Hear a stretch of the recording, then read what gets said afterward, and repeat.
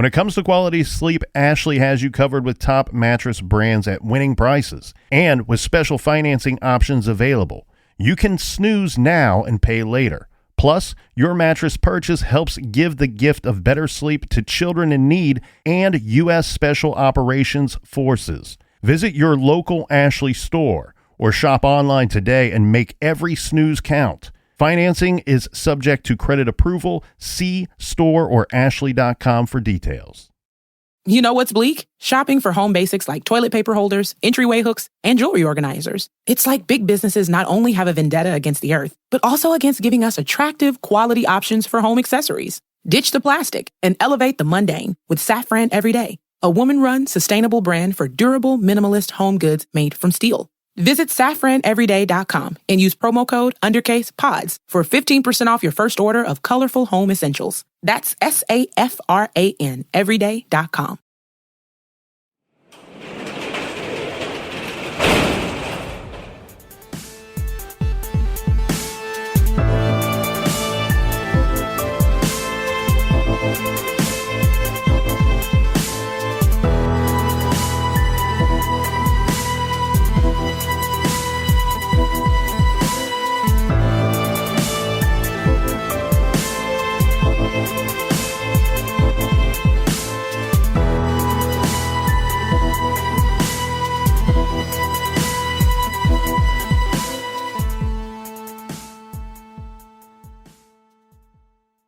Welcome to True Crime Garage. Wherever you are, whatever you are doing, thanks for listening. I'm your host, Nick, and with me, as always, is a man that would like to remind you that you don't have to be crazy to work here, because we can train you. He is the captain. Thank you. It's good to be seen, and it's good to see you. Thanks for listening. Thanks for telling a friend.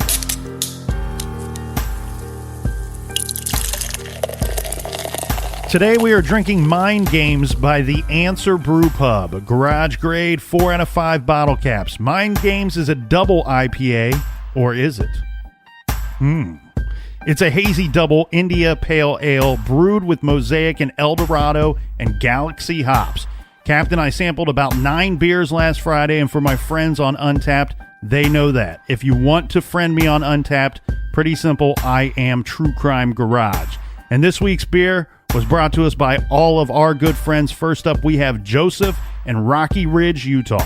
And a big shout out to Sky in Portland, Oregon. And a cheers to Teresa from Norfolk, Virginia. And a big we like your jib to Mackenzie from Louisville. Let's go up north and give a shout to Mallory in Inkster, Michigan. And last but not least, a cheers to Sue in Massachusetts. So thanks to everybody for helping us out with this week's show. If you want to kick it in for next week's show, go to truecrimegarage.com. Click on the donate button. If you'd like to follow us on social media, check us out on Facebook, Twitter, Instagram, all that stuff at True Crime Garage. And that is enough of the business. All right, everybody, gather around, grab a chair, grab a beer. Let's talk some true crime.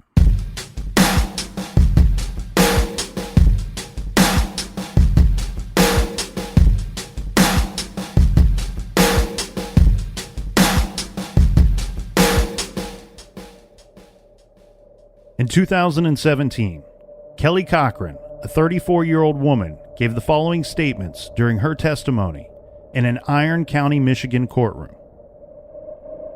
Kelly told the court about her husband, Jason Cochran. She explained how he had physically abused her throughout their entire marriage, and on numerous occasions he had held a gun to her head, threatening to kill her. Speaking in regards to one of those occasions, she said, quote, "He put a gun to my head. He was going to shoot me. He was going to shoot himself. He was going to just end it right there." End quote. Kelly went on explaining her marriage more and informing the court that she had cheated on her husband and she was having an affair with a man she had worked with, Chris Regan. She said on October 14th, 2014, her husband Jason went out with some friends. So she invited Chris to come over and join her at her home. Kelly and Chris were having sex when Jason returned home. He walked in, saw the two of them, Chris on top of Kelly, and Jason shot Chris in the back of the head, and the two of them fell down the stairs in the middle of the act. Then, just a short time later, Jason told Kelly to fetch him an electric cord so he could power a handsaw. Jason then handed Kelly a pair of forceps and told her to remove the bullet from Chris's head. Jason forced her to make him dinner. He wanted a burger with fries. While she was cooking for him, Jason was dismembering Chris's body with a sawzall in their basement. Kelly said when he had cut him up, Jason took one of Chris's hands and waved it at her, adding that that would be the last time he would ever wave goodbye to her. After mutilating the body, Jason put the body parts into several trash bags and told Kelly to help him carry them. She would not. She told the court, "I didn't care if he shot me right there, but I wasn't carrying those bags," saying, quote, "I wasn't going to be part of him being treated like garbage." Jason and Kelly hid Chris's remains in a wooded area near Pantoga Trail in Crystal Falls, Michigan. Kelly said she only helped him because if not, Jason was planning on dissolving the body using acid, and then Chris's body would never be found. So Kelly suggested that location, thinking it was a high-traffic area, and he would likely be discovered. On the stand, she was asked if she felt guilty, and Kelly said yes, because if he, Chris, if he would have never been in a relationship with me, he'd be here.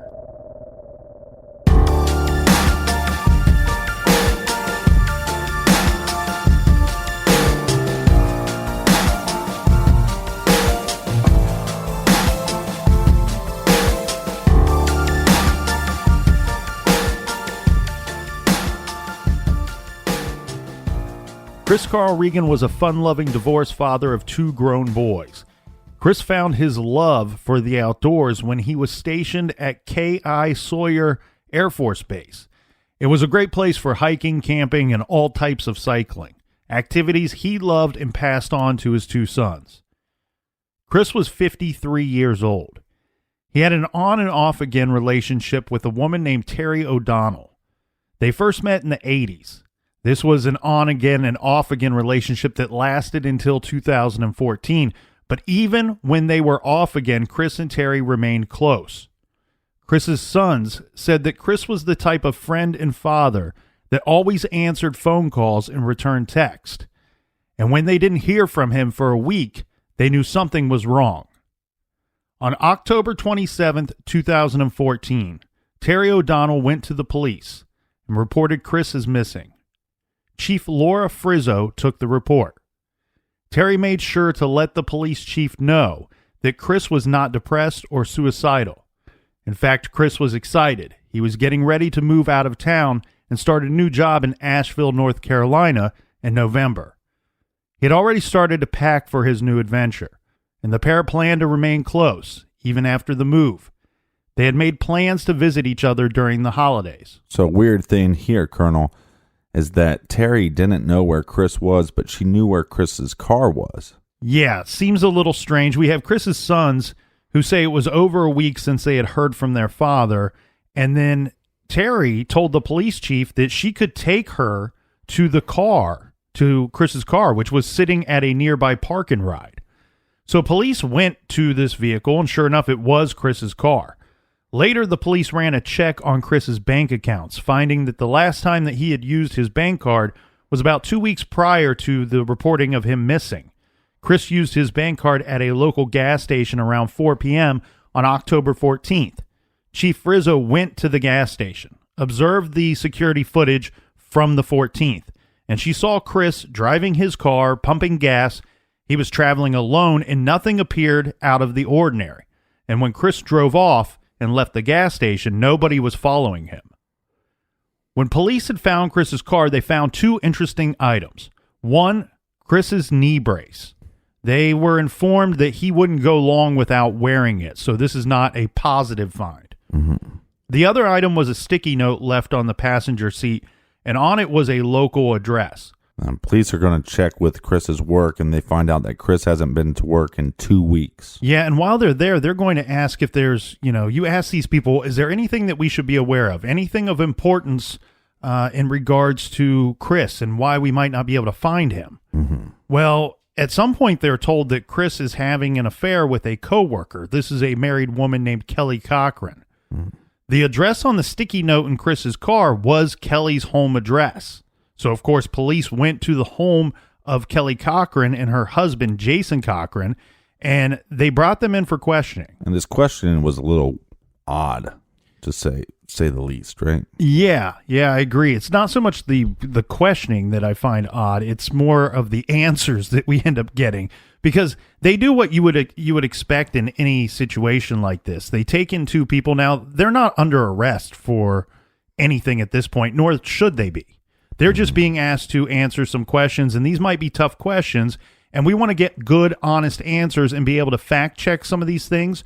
So when we bring in Kelly and her husband, Jason, we're going to separate them. We're going to put each one of them in a room by themselves, and they're going to be interviewed separately. They're going to be asked a lot of the same questions. But along the way, as they start telling us portions of their story, well, we're going to let those questions adapt depending on what's going on in their version of the story. First thing we want to know as investigators is, why do we find this address, your home address, in this missing individual's vehicle? Well, that's when Kelly comes clean and she says, look, we've been having an affair. Of course, we know that the investigators already know about the affair at this time. Right, from his coworkers. Yeah, so they're going to make the hard decision to ask Jason about the affair, to which the husband states that he didn't like it, but he was aware of it, and that if he wanted to keep Kelly as his wife, then he just kind of had to put up with it. It was just something that he had to put up with. Apparently, she had other affairs throughout the course of their marriage. All right. So this is like a ongoing thing, but is this like allowed?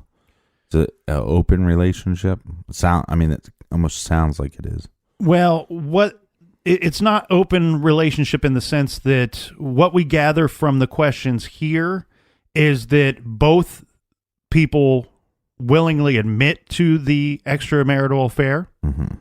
Jason is aware of it.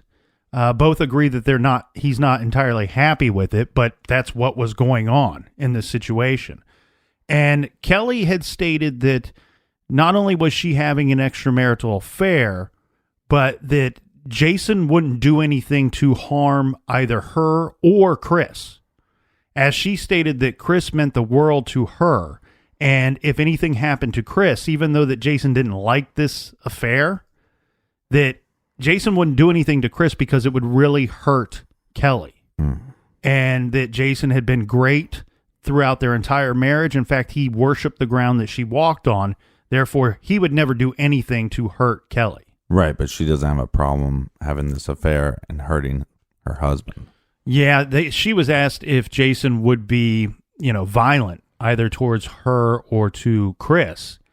And she stated that he was not a violent individual, that he was at times depressed and maybe even suicidal at times, but he was not what she would describe as a violent individual.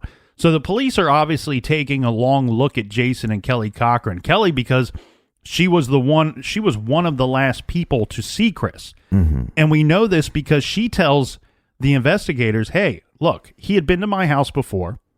I had been to his house several times, and it sounds to me like she was going to his house more often. Right. And she says between the 12th and the 15th, somewhere in that time range, that she had gone to his house and they had had dinner together, and that was the last time that she had seen him. So she's being looked at because we know that she is one of the last people to see Chris. And then both of them are being looked at, obviously, because of this affair. This has got to be a super weird situation, I'm guessing, for detectives, because here we have this couple, okay? Now, how do we explore this? How do we look at this? Do we look at it as we have two suspects working together, or do we have one suspect and the other person doesn't know what's going on?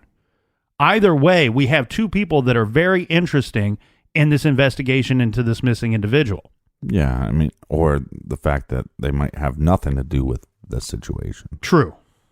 So then we have police search their home, and this is with the FBI, and this takes place in March of 2015. Now, they find no obvious sign of Chris or of murder. But while they're there, they seized 2 guns, the couple's cell phones, and their computers. This search, though, would have a huge impact because Kelly and Jason were spooked by this. So much so that they packed up and they moved to Merrillville in Lake County, Indiana. How far away? Do you know? I don't know the exact distance, but we're talking about a move from North Michigan to, I believe this is Northwest Indiana. Right. So at least a state away. Right. And I think the important thing here is the Cochrans moved quickly. So this is one of those running out of town in the middle of the night situations. The Cochrans move like cockroaches. And I'm pretty certain that they moved in with Jason's mother. But they did leave pretty much everything behind when they fled Michigan. Their furniture was still in the house. Food was still there, just about everything. Apparently, Jason even left his marijuana plants behind. Now, despite speaking with the couple back in 2014, after learning of the extramarital affair, detectives said the Regan case had eventually gone cold. So we have the single father of 2, and he was about ready to move and start a new life, and now he's just disappeared from the face of the earth. Yeah, about 3 weeks before he could move down to North Carolina, he vanishes. His car turns up at this park and ride. And there's little clues to suggest what may have happened to him, but police are well aware of his relationship with Kelly Cochran. Then on February 20th, 2016, paramedics in Lake County, Indiana, responded to a 911 call. On the call, a woman stated that something was wrong with her husband and she needed help. The woman did not know for sure what was wrong with her husband, but he was sweating a lot and throwing up. She said she needed an ambulance right away. When paramedics arrived, it was at the new home of Kelly and Jason Cochran. Jason was unresponsive. They tried desperately to revive him. During the entirety of their time on site, Kelly, the wife that had called 911, could only be described as disruptive. And she wouldn't leave the room despite their request for her to do so, especially as they attempted to revive her husband. Jason was pronounced dead, and the cause of death was believed to be an overdose of heroin. Kelly held a memorial service for her late husband and wrote on Facebook that his death was, quote, the hardest thing I have ever had to deal with. But then someone tipped off the FBI, saying that the couple were suspects in an unsolved Michigan missing persons case, which could possibly actually be a murder case. Right. This paired with Kelly's confusing inconsistencies in her stories about what had happened to her husband the night that he had died, and Kelly's defensiveness and evasiveness, well, all of these things were raising major red flags. So a full autopsy was ordered, and this revealed that Jason had not died from an overdose, but from asphyxiation. Well, surprise, surprise. Yeah, changing the cause of death from accidental overdose to homicide caused by asphyxia by strangulation. Right, but you would think that there was some drugs in his system. Well, it was because, sorry, I didn't get to finish the cause of death. It's by strangulation complicated by heroin intoxication. Okay, so the lead detective in Indiana, this is Detective Ogden. He hatched a plan, and I love this kind of police work right here. He hatched a plan with a tipster to make Kelly believe that her husband had left behind a letter that would expose their past actions. So a phone call is made, and there's a gentleman that's going to have... Hold on, that sounds like such like a detective movie. And then a phone call was made. Well, the man working with the detective, his name is Walt Ammerman. Okay, this is Kelly's deceased husband's very good friend, according to Walt.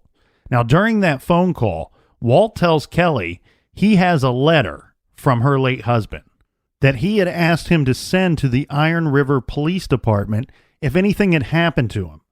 Investigating officers recorded this phone call. Now, Kelly asked the man not to send the letter, but ultimately told him that he was going to have to do what he had to do.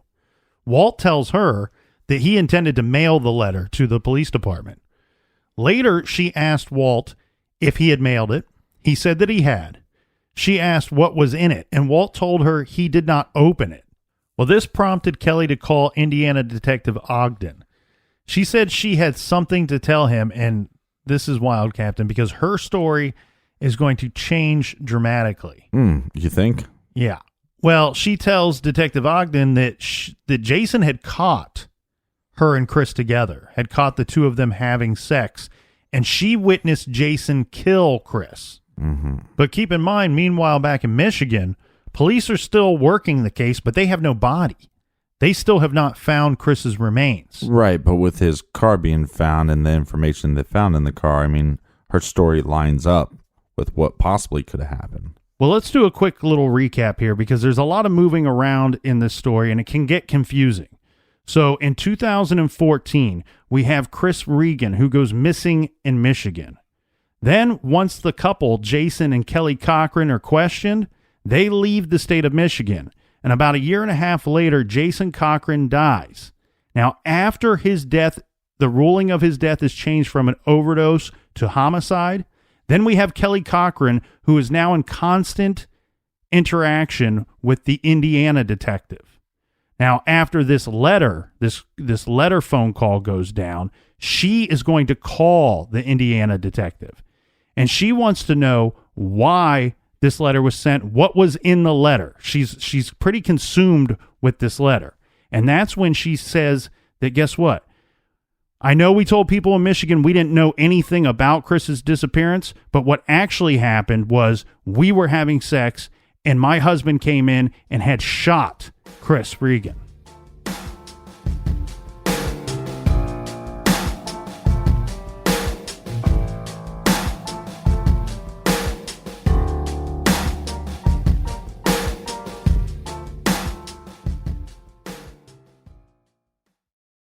This show is sponsored by BetterHelp. Do you look forward to the holidays? Maybe you struggle with seasonal blues. This time of year can be a lot, and it's natural to feel some sadness or even anxiety about it. But adding something new and positive to your life can counteract some of those feelings. Therapy can be a bright spot, something to look forward to make you feel grounded, and to give you the tools to manage everything going on. If you're thinking of starting therapy, give BetterHelp a try. It's entirely online, designed to be convenient, flexible, and suited to your schedule. Just fill out a brief questionnaire to get matched with a licensed therapist and switch therapists at any time for no additional charge. Find your bright spot this season with BetterHelp. Visit BetterHelp.com/garage today to get 10% off your first month. That's BetterHelp, HELP.com/garage. You know what's bleak? Shopping for home basics like toilet paper holders, entryway hooks, and jewelry organizers. It's like big businesses not only have a vendetta against the earth, but also against giving us attractive, quality options for home accessories. Ditch the plastic and elevate the mundane with Safran Everyday, a woman-run, sustainable brand for durable, minimalist home goods made from steel. Visit SafranEveryday.com and use promo code UNDERCASEPODS for 15% off your first order of colorful home essentials. That's SAFRAN Everyday.com. Dreaming of overseas adventures or connecting more deeply with family from afar? Rosetta Stone bridges the language gap. I've tried others, but Rosetta Stone's immersive lessons and voice feedback technology are game changers. Dive into 25 languages by learning intuitively, just like when you were a kid. And here's the holiday sparkle. Grab a lifetime membership now and save 50%. Gift yourself the world. Head to rosettastone.com now and save 50%.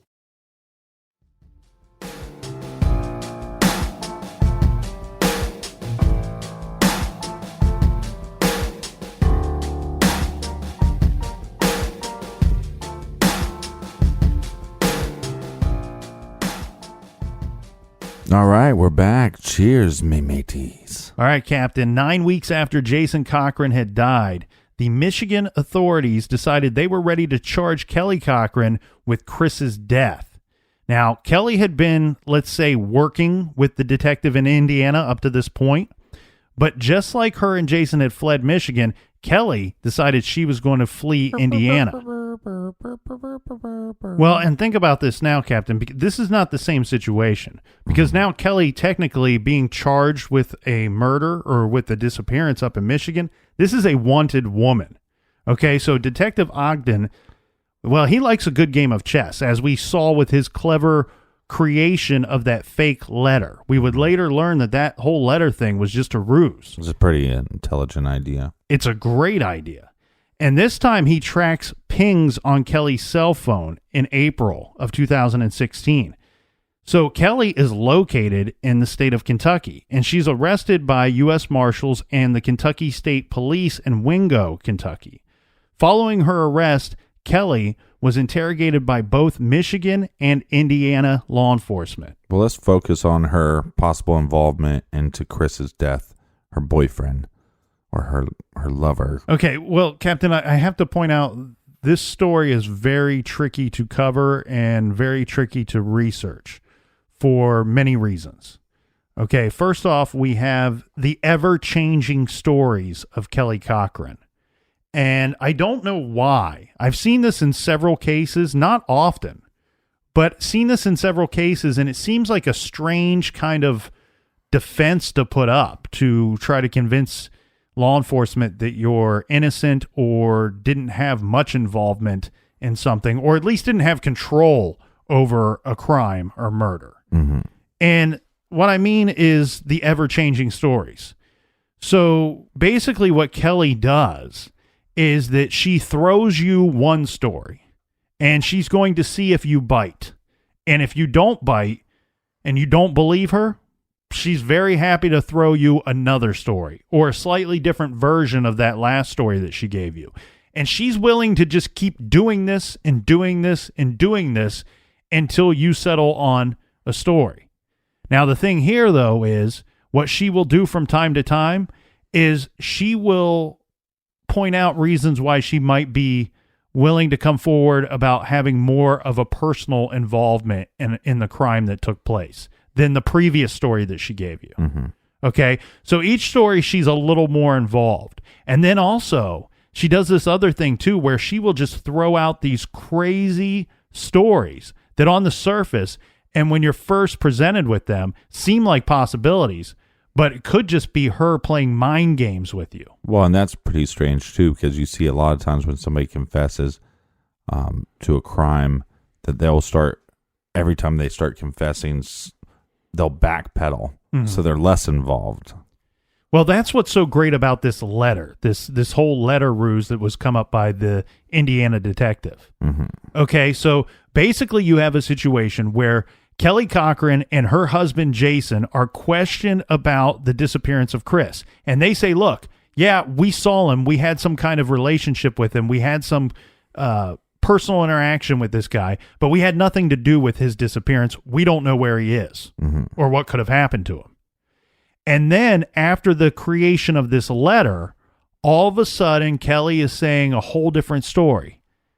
We were having an affair. That much was true. We've already agreed on that part. But in this version of the story, they are caught, and Jason basically executes Chris right in front of Kelly. Yeah. And then dismembers him. Yeah, and here's the other crazy thing, Captain. Remember how nice Kelly said that her husband was? Yeah. He worshiped the ground that I walked on, and he would never do anything to hurt me. Hurting Chris meant hurting me, and he would never do that. Mm-hmm. All of a sudden, here's the story. This guy's an abusive husband. Right. I was scared to death of this guy. He killed Chris, and I didn't tell anybody about it because I was afraid of my husband. Right. All the while, she keeps asking detectives both in Michigan and Indiana, what was in that letter? What was in that letter from my husband to his friend that his friend did not open up and that he sent to you guys? I want to see that letter. Let me see that letter. Right. Detective Ogden, the guy that created the letter, mm-hmm. he just goes... Well, he created the idea of the letter. Right, yeah. Right. And he came up with it. And I tell you what, Jason's old friend, Walt, he sold it great on that phone call, man. He sold it great to Kelly, and she bought it. She bought every bit of it. She ate it up to the point where she keeps asking to see this letter. Detective Ogden gets aggressive with her during the questioning. He's like, you don't get to see the letter. Gives her one of those You deals. can't handle the truth. Yeah. You know what? I was talking with somebody a couple weeks ago, and they were asking me Remember the old Felix Vale case that we covered with our friend Gina, who pretended to be an insurance adjuster and took pictures of his place and got to know him and know some personal things about him? Yeah, she also pretended to be somewhat romantically interested. Yeah, slightly interested in this guy. Somebody asked me, said, don't you think that's kind of operating in the gray area of law enforcement? I said, I love when they operate. If you think that's gray, fine. To me, I think it's black and white. These criminals do things behind closed doors, under the cover of darkness. We're just leveling out the playing field a little bit. I'm totally fine with that guy, Felix Vale, believing that Gina was from the insurance company. Well, I'm totally fine with Kelly Cochran believing that there was a letter sent from her dead husband.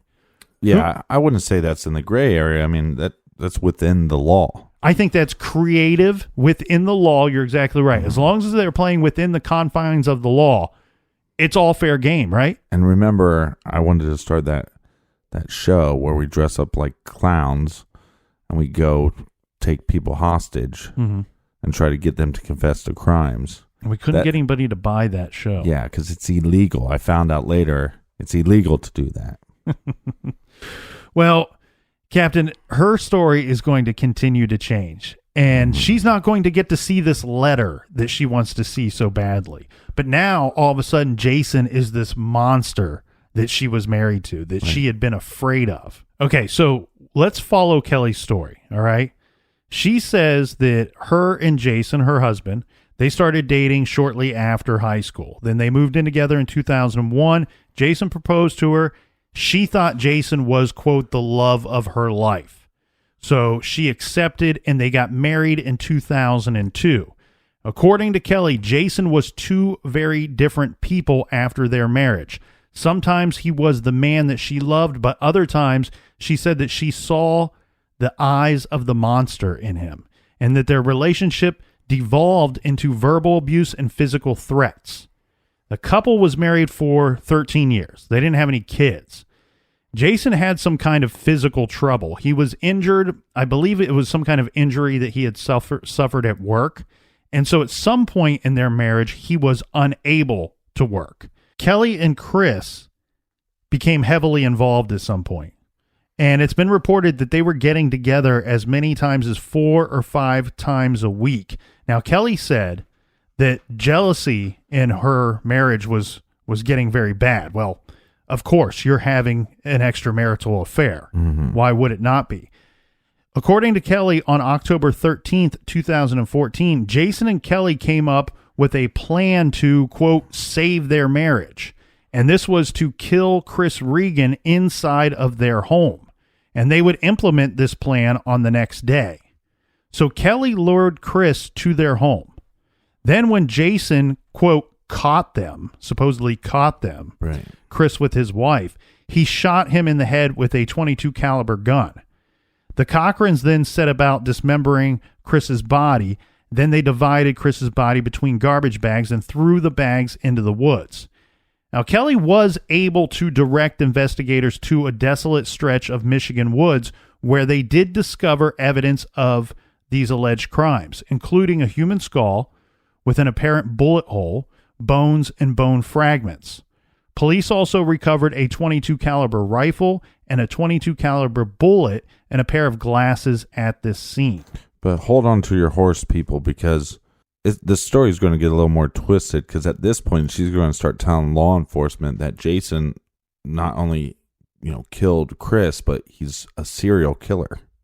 Yeah, she claims that Chris, before killing Chris, Jason had killed other individuals, and that he had even kept some trophies from these kills, to which she had confiscated them or he had hid them. I'm a little uncertain as to the details of that. But for whatever reason, where did they hide them at? These trophies ended up roughly in the same location as Chris's body. Okay. So all of a sudden, Jason is a serial killer.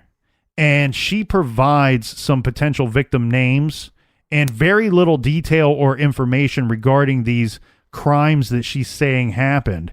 She gives this information to detectives. Well, here's the problem. You now have this woman in your custody. who very likely and very soon should be charged with 2 potential homicides. Now you're handed this list of other victims and a whole buffet of potential other crimes. This could really mess up your investigation. The thing here is, though, Captain, these detectives, they're too smart. They realized early on the games that Kelly wanted to play. My boy's wicked smart. That's right. And they realized these games, and they realized that these were just things that were thrown at them to try to screw up the investigation. And they were smart enough to say, you know what? Let's take what we have in front of us right now. Let's take this individual that we think killed 2 people. Let's deal with this first, and we can always come back to these items and look into them later. So they decide to pursue charges against Kelly Cochran. And in Indiana, Kelly would be charged with the death of her husband. Then in Michigan, she was facing charges related to Chris's death. This included homicide and assisting her husband to mutilate, deface, remove, or carry away a portion of a dead body, and concealing the death of an individual. Kelly pled not guilty to all charges. While she initially claimed that she wanted to defend herself at trial, she did eventually relent, and she asked for assistance from a public defender. So at some point, she wanted to be her own lawyer. Early on, she wanted to be her own lawyer. That's correct. Now, the prosecution, the attorney gave the jury copies of her presentation, which included copies of text messages sent by Kelly to both her husband and the victim, Christopher Regan. Now, what's weird here, Captain, is that they were able to prove that Kelly Cochran was... Okay, so Chris was communicating with Jason, according to their cell phones, right around the time that they believe Chris was murdered. So they actually think that what was happening was that Kelly was using Chris's phone to communicate with Jason. This likely went down when they were moving Chris's vehicle from their home and placing it at the park and ride. And then we also have the situation of they could have gone to his home at some point. It's a little unclear if they actually did. It's suspected that they may have. During the opening comments, Kelly's defense lawyer said that Kelly's husband was solely behind the murder and that his client was acting out of fear for her own life. Even though she already confessed to being involved. Well, that's what's so confusing about this case, Captain. Like I said, she gave story after story during closed-door meetings with law enforcement. And then when we go back and we review the trial, I believe the trial lasted almost 3 weeks. When we review the trial, she lays out a little bit of a pretty solid defense, okay? And solid in the sense of it's now one story. And the story is this, that her husband, her deceased husband, was guilty, was the sole murderer of Chris, and that she was afraid for her life. So whatever her involvement was, it was out of fear from her husband, who had abused her for years. And I'll tell you what, the prosecution was absolutely brilliant because they questioned every statement that Kelly gave. Kelly was on the stand. I think she was on the stand for a long time. I mean, maybe 2 complete days, maybe even 3. But they allowed her to lay out her story, and then they went back through, man, and they poked holes in every bit of it. That's a strong bladder. Well, one thing that I think was interesting was one simple line of questioning. When she time and time again explained how afraid she was of her husband, stating things like he always carried loaded guns in the house, and he was an excellent marksman. Was a complete psychopath that's abusive, and he's a serial killer. So why wouldn't she be afraid? Well, and she claims that he threatened to shoot her in the head like 20 times, with this being with a gun to her head. She also claims that he fired shots at her at one point, and that he only missed because he wanted to, because he was an excellent marksman. I'd say I'm such a smart mouth that, if my wife said, I'm going to shoot you in the head 20 times, I'd say, joke's on you. I'm only going to fill one of those. Well, these are 20 separate incidences. Oh. Yeah, the threat wasn't, I'm going to shoot you in the head 20 times. He threatened her 20 different times with a gun to her head. Sorry, I'm a little slow today. Well, here's a big problem. So the prosecution questioned Kelly. This is a great question. They said, so, just to be clear for the jury, you were so afraid of your husband that you decided to go out and have an affair. You were afraid for your life all these years of your marriage from your husband, and so your result is you go out and have an affair. Something that many people have been killed because of affairs. On top of that, going out for an affair, maybe not that bad. Maybe you're not so scared, but you bring the guy over to your house. Yeah, according to Kelly, he had been there 3 times before this incident you went must down. have Where been he's trembling. murdered. Yeah, trembling. Hey, why don't you come on over? And that's what's great. When you see her on the stand and when she's being cross-examined by the prosecution, her story just doesn't hold up. There's so many things about her story, like saying he always walked around with loaded guns inside the house. Well, he threatened me one time and he actually pulled the trigger. Well, what happened? Well, the gun wasn't loaded that time. I thought you said the guns were always loaded. Right. Well, not on this occasion. Right. And he was an excellent marksman, and he even fired shots at me, but I got lucky and they missed. It was about 2 inches from my head. Well, I thought you said he was an excellent marksman. Well, he missed because he wanted to miss. That's how good of a shot he was. So she has an answer for everything. It's not always the right answer. Well, right, but if you're lying about every answer, you can come up with a answer. Well, and the other thing that she was questioned about was her unwillingness to help during the ordeal, and even after her husband is dead, her lack of emotion during the investigation, her unwillingness to help the investigation after her husband is dead. These are all things that just don't help her story to ring true at any time. Yeah, and the biggest red flag here for me, what you stated in the beginning, is when they called in that Chris was missing, when they found his car, and then they question these 2 individuals. They're going to sit and question Jason and Kelly. But here's a big red flag. In separate rooms. So now you're in the police department, and this guy killed your lover, right? Right. And you're in separate rooms surrounded by police officers. If you're so afraid of the guy, that's when you say, hey, this guy's a killer. He's a serial killer. I can prove that he did this. Lock him up. Protect me. I agree with you 100%. And guess what? There are going to be people out there that would say, but she was, let's say she was afraid, then I can understand why she didn't say anything. No, if you get one chance to save your ass, this is it. Because from this moment on, we might be able to protect you. From this moment on, we might be able to lock him up.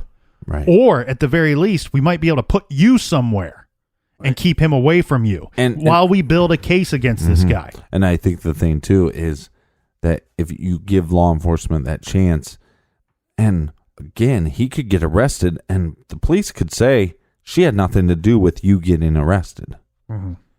So I don't know. That was her chance. If what she's saying had any truth to it, that's what you would have done. And again, there's going to be people that come out and say, well, this person was physically abused and verbally abused, and they feel bad for her. But we don't even know if that was true. Right. I don't know of any police reports of him being arrested for beating her up. Well, and here's the other thing, Captain. And with Kelly's story, like you said, if she truly was a victim on any level at all, you want to know, and you want to weigh that with the circumstances, right? Yeah. So we have the original investigator. This is Chief Frizzo, Laura Frizzo. She's the one that originally took the missing persons report of Chris back in 2014. She was part of what she referred to as 2 field trips that she took with Kelly Cochran after Cochran's arrest to this area looking for the remains. And Laura said on the stand that all the while she was still looking for reasons and looking for evidence that would back up Kelly's version of the story, and that Kelly was telling them some truth along the way. I think what we learn here, and we know this from other cases and other murderers, that how do you know that Kelly Cochran is lying? It's pretty easy. Her mouth is moving. Her lips are moving. That's correct. After 12 days of witnesses, questions, and testimony, it was up to the jury to decide the Kelly Cochran murder cases. They would find Kelly guilty of murdering Chris Regan. Yeah, and in May of 2017, she is going to be sentenced to life in prison. Without the possibility of parole. This for the conviction of murdering Christopher Regan, her boyfriend and co-worker. Okay. Now, we have a situation. We have a situation, Captain, where we always have a situation. She's going to end up pleading guilty for killing her husband, Jason Cochran. Right. And for this, she was sentenced to 65 years as part of the plea agreement. And she did state to the media, "I will die in prison, and I have accepted that fate." Well, no shit, Sherlock. I mean, you committed murder. You're going to die in prison. Well, Kelly told the court that she delivered an overdose of heroin to her husband and then proceeded to put her hands on his neck, nose, and mouth until he died. She states that this took about a minute. Okay, and he was vomiting, like she said in the 911 call. So basically, she's putting her hands over his nose and mouth, and he's choking on his own fluids at this point. So she did give several different versions of this story to law enforcement, but this seems to be the one that would stick, that they're going to use for her plea agreement. Right. Okay. And later she would say, "I still hate him. And yes, it was a revenge killing." She's stating that she evened the score, that she was still mad at Jason for killing Chris, and that's why she killed Jason about a year and a half later. Well, we know that she's a liar. So, but she did mention that Jason might have killed other people. I'm assuming that she's lying, and when she says Jason, she's probably talking about herself. Well, that's what's weird, because at another time she tells law enforcement that she is a serial killer and that she may have killed as many as 21 people. Now, the provisions of her plea agreement with the state of Indiana, if Kelly chooses, she could later provide locations of other victims, but this would be without any penalty. So she cannot be convicted for additional murders in the state of Indiana. Right. However, I don't want anybody to think that anybody was lazy during the course of this investigation or during the course of prosecuting Kelly Cochran. From what I read and what I could find, it looked like these investigators, specifically the ones in Indiana, worked this case, and not only worked this case extremely hard, but outsmarted a very smart criminal and murderer along the way multiple times. So don't think for a second that Kelly has outsmarted the justice system in Indiana. Yeah, I don't think she outsmarted them. I don't even think she's smart. She just has a level of evil that becomes hard to deal with. And I think they dealt with it the best way they could. You know, they almost kind of fought fire with fire, and they really tripped her up. Well, and the supposed extra murders that she may have done, what information she provided them was taken to the prosecutor. So that was taken into account before they agreed on this plea agreement in the state of Indiana. And the prosecution firmly believed that there's nothing here. There's nothing of any truthfulness here in any of these statements. Right. Now, to the other end of that argument, as to whether there's any potential other victims, some people, including Kelly's brother, believe that the couple had killed at least 9 people together. As for who those other victims are, detectives said that it's a mystery, that Kelly claimed that she had, quote, friends who are buried in several states, including the state of Tennessee, but never revealed where or who. Kelly told police that she murdered many other people. A Hobart police detective said that at one time she had said she had killed 21 people. On 2 occasions, she had told her that. And she states, "I didn't believe it. I think that she was stretching things. She was trying to play a game. She realized that when she gives you 21 games, which she did, you're going to have to take a lot of time to look into each of those." And they didn't. It didn't take long for them to realize that she was sending them on a wild goose chase. So no more victims have turned up, and no other murder charges await Kelly Cochran. Personally, what I think, Captain, after everything that I dug through in the past week, what I think we're dealing with here is a situation where I think Kelly Cochran was the ringleader. I think that Jason was certainly involved in the murder of Chris, but I think that Kelly was the one that put together the plan. Mm-hmm. I think she was kind of the leader. I think that for whatever reason, Chris became a problem, and they devised this plan to kill him. And then later, when she's presented with another problem, Jason, her husband, she decides to get rid of Jason. And this is the only way that she knows how to handle these problems that she's created, that Right. she's taken on in her life, is to end them with murder. Now, a scary thought, though, here before we leave, Captain. Former police chief Laura Frizzo, she had a comment on possible other victims. She said, quote, "I do not think that Chris is the first person that they murdered," she explained. "There's no way that the first person you choose to kill, you're going to be able to clean up the blood and get rid of the body so that the FBI agents can't pull DNA off the walls to do what they did to him. I don't know how you could do that if it was the first person you've ever killed. Shooting someone, that's one thing. You can be far away. Pull out your gun and it's done. But to sit there, take a cut up body, and then wrap its parts, put it in your vehicle, and haul it over to the woods and bury it, there's no possible way you could logically think that through.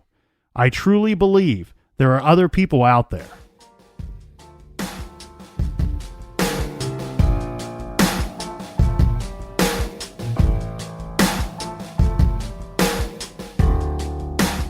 We want to thank everybody for joining us here in the garage this week. And don't worry, I know after listening to today's show, you think, oh, they're only doing one show this week. Mm-hmm. No, my friend. My friends, we have a very big and exciting surprise for you. There will be a show tomorrow. But we're not going to tell you what it is. We can't tell you. Well, we could, but we're not going to because we're assholes. All right. Well, make sure you join us tomorrow in the garage for a very special episode of True Crime Garage. Until then, be good, be kind, and don't litter.